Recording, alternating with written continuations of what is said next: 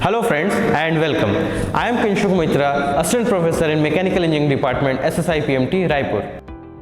आज हम इस ऑर्थोग्राफ प्रोजेक्शन आइसोमेट्रिक कैसे करते हैं, दैट इज 3D फ्रीकैड सॉफ्टवेयर कैसे बनेगा, ये हम जो है स्टेप स्टेप देखेंगे। तो चलिए शुरू करते हैं। तो सबसे पहले हम लोग रिवर्स करें, फ्रीकैड सॉफ्टवेयर में इस तरह से आ जाएंगे, पार्ट चूज करेंगे, न्यू में आएंगे और क्रिएट बॉडी चूज करके स्केच ऑप्शन में आएंगे और मैं यहाँ पर इस पर्टिकुलर फ्रंट बनाना शुरू करूँगा। Now in this particular view या राइट साइड में जो आप देख पा रहे हैं, तो जो राइट साइड वाला जो फ्रंट व्यू का पार्ट है, मैं सिर्फ और सिर्फ इसको बनाऊंगा और इसी को पैड करूँगा, बिकॉज मेरे को ये दिख रहा है कि जो फ्रंट व्यू का जो राइट साइड वाला जो पार्ट है, उसका जो है पैड यानी उसका जो एक्सट्रूशन जो है वो जो है ज़्यादा हुआ है, बट जो लेफ्ट साइड वाला पार्ट है वो आपको जो है टॉप व्यू में दिख रहा है कि उसका एक्सट्रूशन कम हुआ है। तो दोनों को मैं जो है अलग अलग करके बनाऊंगा, इससे जो है मेरे को यहाँ पे बेनिफिट मिलेगा। तो इस प्रकार से these are not specifically कोई some rules that are meant to be followed, but इस प्रकार से जो है बनाने से easy है। Now one more thing, while working in this particular FreeCAD software, मैं यहाँ पे जो मैंने आर्क जो सबसे पहले बनाया है, ये आर्क को जो है मैंने जो है सेंटर पॉइंट वहाँ पे लाई किया। इससे क्या होगा कि जब मैं ये आर्क बनाऊंगा तो इस आर्क को टेंजेंसी करने के लिए मेरे को ये हॉरिजॉन्टल एक्सिस मिल जाएगा और इसके थ्रू मैं जो है यहाँ पे ये बना सकता हूँ। तो इस प्रकार की कुछ छोटी छोटी चीज़ें देखने देते हैं। इन चीज़ों को देख के ही आप डिसाइड करते हैं कि जो आपका स्केच होने वाला है वो स्केच हॉरिजॉन्टल और वर्टिकल एक्सिस के अबाउट कहाँ पे लाई करेगा। बिकॉज आप चाहें तो इसको जैसे फॉर एग्जाम्पल अगर हम इस हॉरिजॉन्टल वर्टिकल एक्सिस के अबाउट जो है हमें फर्स्ट सेकंड और थर्ड और फोर्थ क्वाड्रेंट है, आप चाहें तो इसको जो है चारों क्वाड्रेंट को बीच में एकदम सिमेट्रिकली प्लेस कर सकते हैं। फर्स्ट क्वाड्रेंट में प्लेस कर सकते हैं, सेकंड में, थर्ड में, फोर्थ। तो ये चीज़ जो है डिसाइड होता है स्केच के कंस्ट्रेंट्स के ऊपर कि स्केच में कौन सा कंस्ट्रेंट किस प्रकार का ज्योमेट्रिकल डायमेंशनल कंस्ट्रेंट देख के आप उसको जो एक्स वाई के अबाउट सेट करना चाहते हैं।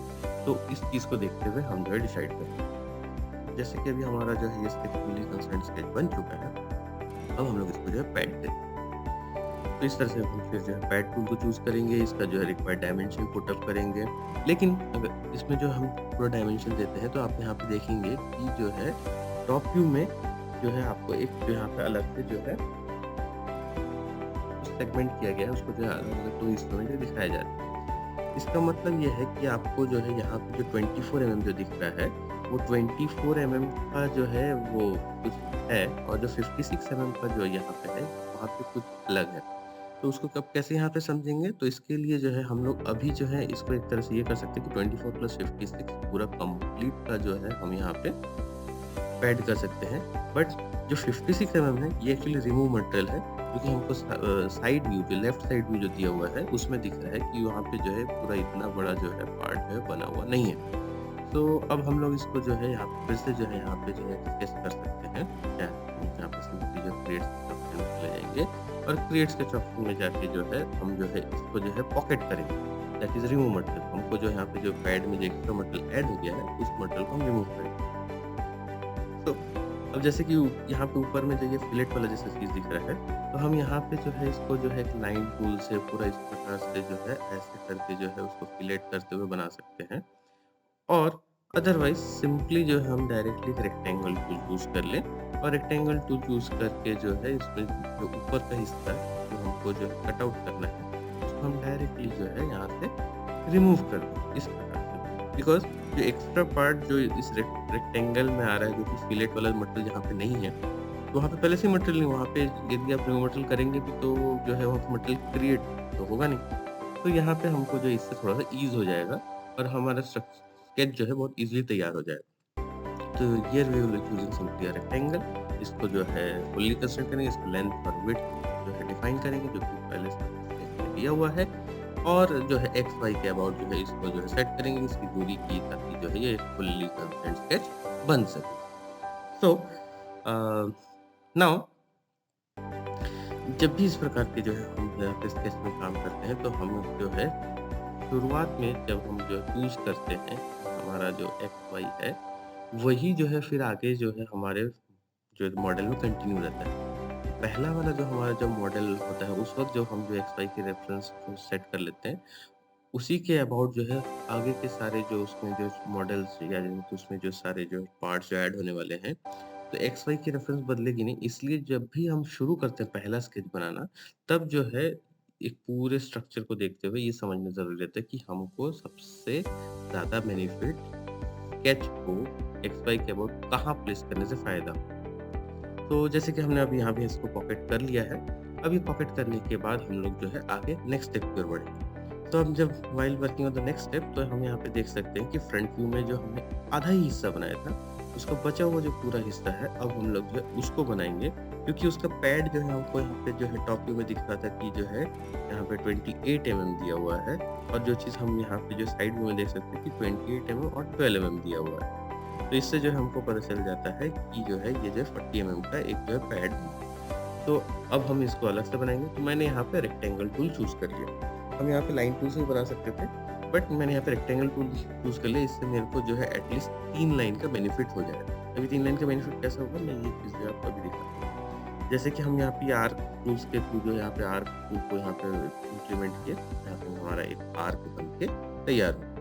नाउ अब हम इसको जो है कोइंसिडेंट टूल की मदद से जो है आर्क को जो है वर्टिकल एक्सिस और ये जो रेक्टेंगल का जो लाइन है उसमें लाइन करा देंगे। अब क्योंकि मेरे को इसको जो है क्लोज्ड स्केच बनाना है, तो नीचे का जो ये लाइन का रेक्टेंगल का हिस्सा है, इसको मैं ट्रिम टूल की मदद से ट्रिम कर दूंगा। फिर मैं बनाने करूंगा, इस कोशिश करूंगा कि इसको जो है क्लोज्ड स्केच बनाए। तो क्लोज्ड स्केच कैसे बना सकते हैं कि मैं जो है सबसे पहले जो है यहाँ पे लाइन इस तरह से जो है ड्रॉ कर लेता हूँ।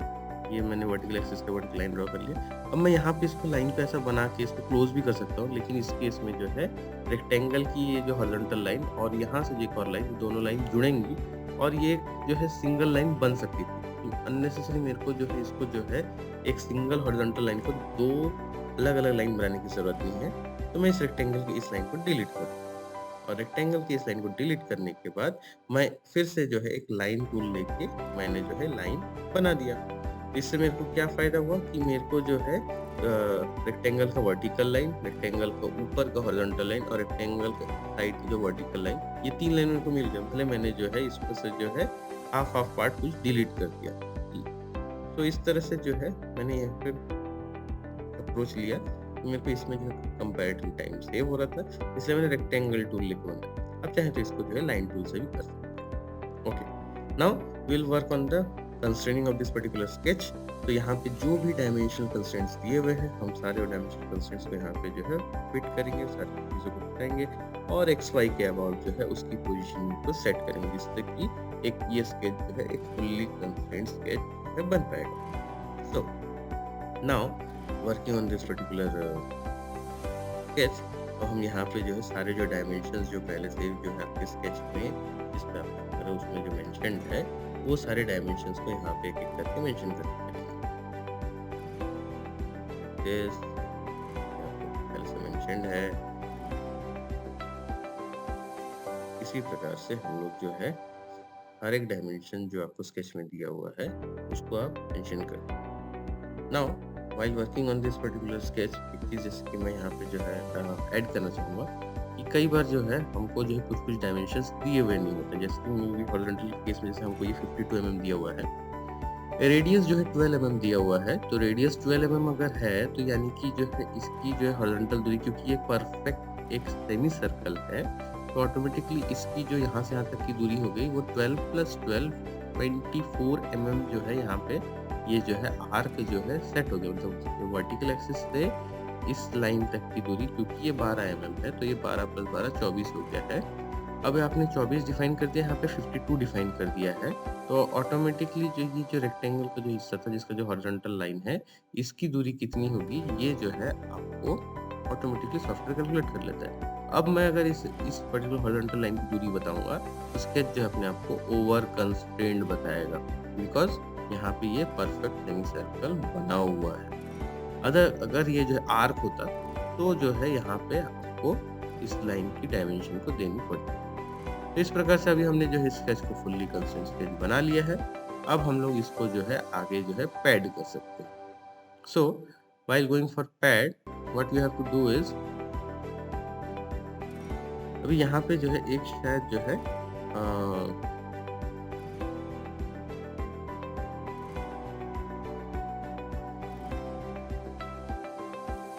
तो इस प्रकार से हमने जो है इसको जो है ये पैड कर रहे हैं। ये अपोजिट डायरेक्शन में जा रहा है, तो इसलिए हमने इसको रिवर्स कर दिया है। और रिवर्स करके जो इसकी जो एग्जैक्ट वैल्यू जो यहाँ पे आपको जो है मेंशन्ड है, आप उतना वैल्यू का जो है पैड कर लीजिए। अब जो ये आपका पैड होके जो मटेरियल तैयार हुआ है, इसमें जो है देखेंगे साइड व्यू में आपको दिख रहा है कि इसमें कुछ शेप में जो है चेंजेस है। तो हम इसको जो सबसे पहले जो चैम्फर करेंगे। तो यहाँ पे आपको जो चैम्फर से डायरेक्टली ये चीज़ बन जाएगा, अदरवाइज आपको फिर से जो है इसको स्केच करके जो है पॉकेट करके बनाना पड़ेगा। तो यही स्पेसिफिक चीज़ बनाने के लिए अलग से आपके पास चैम्फर टूल पहले से जो है दिया हुआ होता है। तो हम इस चैम्फर टूल को चूज़ करेंगे। यहाँ पे जो है लेंथ और विड्थ दोनों डायमेंशंस को एग्जैक्टली जो है मेंशन करेंगे, ओके करेंगे, ये आपका बन गया। अब एक और चीज़ इसके ऑपोजिट साइड में, इसी पर्टिकुलर जो है बॉडी में, इस साइड के इसी बॉडी में जो है आप देखेंगे कि यहाँ पे कटआउट भी दिख रहा है, जो कि प्रॉब्ली जो है 8 mm बाई 16 mm का है। तो अब हम लोग जो इसको भी बनाएंगे, तो इसके लिए हमको स्केच में पड़ेगा, इसलिए हमने जो है इस पर्टिकुलर फेस को सिलेक्ट करके इसमें हम लोग स्केच में आते हैं। तो अब हम लोग यहाँ पे जो है सबसे रेक्टेंगल बना लेंगे। इन केस आपको दिख नहीं रहा है या आपको जो है मतलब साइड में दिक्कत आ रहा है, तो आप इसको जो है वायर फ्रेम कन्वर्ट कर सकते हैं। वायर फ्रेम में कन्वर्ट करने के बाद अब हम लोग जो है सेम चीज़ रिपीट करेंगे कंस्ट्रेंट।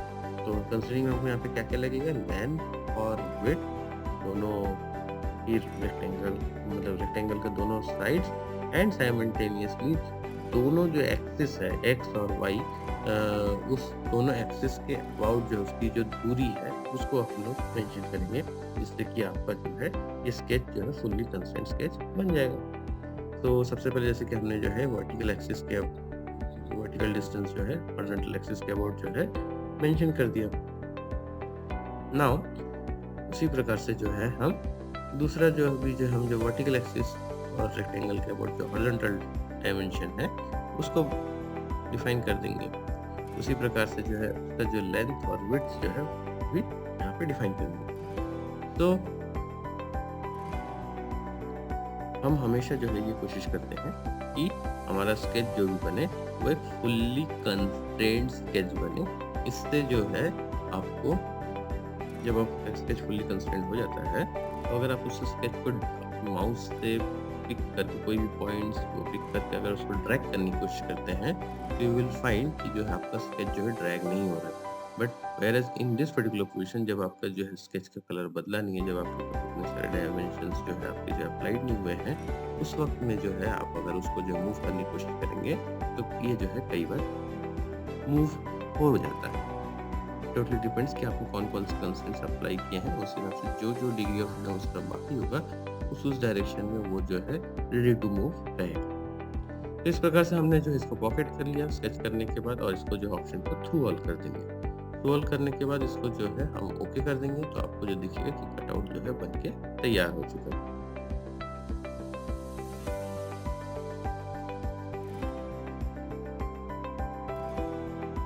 इस प्रकार से हमारा जो है कटआउट करके तैयार। तो इस प्रकार से हम जो है इस पर्टिकुलर 3D मॉडलिंग एनवायरनमेंट में फ्रीकैड सॉफ्टवेयर में ऐसे मॉडल्स जो है बना लिया करते हैं। तो this is how this tools work. So that's it for today.